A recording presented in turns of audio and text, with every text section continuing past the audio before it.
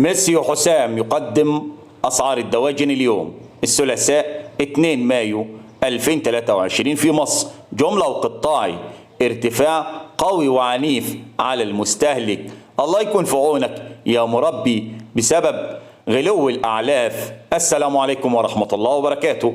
أرجو من الله أن تكونوا بخير. وفي البداية لا تنسوا الاشتراك في القناة وتفعيل زر الجرس لكي يصلكم كل جديد. وإن أعجبكم الفيديو الرجاء الضغط على زر لايك، ولا تنسوا الصلاة على سيدنا محمد صلى الله عليه وسلم، واشتراككم في القناة شرف لنا. أما بالنسبة للأسعار جملة وقطاعي وفي المحلات فهي كالتالي: سعر البط البلدي في المزرعة سجل 100 جنيه للكيلو، وفي المحلات 110 جنيه للكيلو. سعر البط الفرنساوي في المزرعة سجل 65 جنيه، وفي المحلات 70 جنيه للكيلو.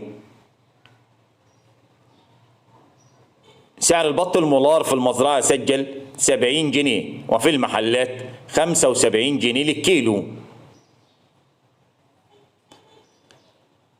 سعر البط المسكوفي في المزرعة سجل 90 جنيه، وفي المحلات 100 جنيه للكيلو.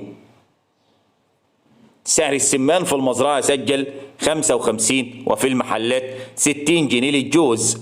سعر الديك الرومي الأبيض في المزرعة سجل 110، وفي المحلات 120 جنيه للكيلو.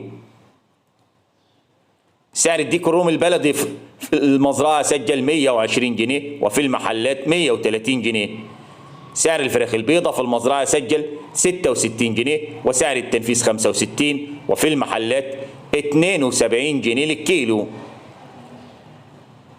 سعر الفراخ الساسو في المزرعة سجل أعلى سعر 80 جنيه وأقل سعر 80، وفي المحلات 90 جنيه للكيلو. سعر الأرنب اليوم في المزرعة سجل 85 جنيه، وفي المحلات 85. سعر الفراخ البلدي الحر في المزرعة سجل 90 جنيه، وفي المحلات